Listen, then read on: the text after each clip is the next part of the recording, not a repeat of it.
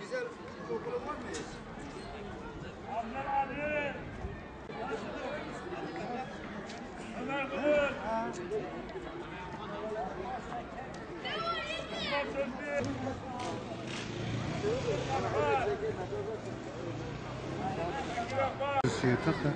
Yani kızım çıktı yani.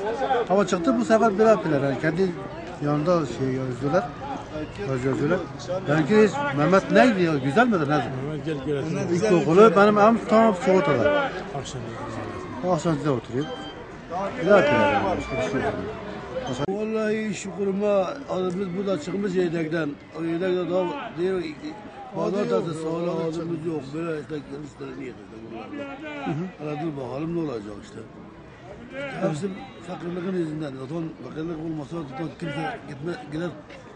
Yaş 60 işte 60'tan sonra git tuvaleti temizle biliyorum ne yap işte böyle tuvaletleri yıkacak işte başka bir şey yok işte. Ya böyle değil daha bizimkiler yedeğe kalmış yedeğe hayatını bakalım. Yani çıkayım mı çıkmayayım mı daha o da böyle değil. Bir arkadaşlarına sorduk dedik ki işte bütün okulu yıkacaklar, tuvaletleri günde 2 sefer yıkayacaklar. Ne bileyim işte böyle soruları şeyler ki böyle iller ki olsunlar oraya gitmez.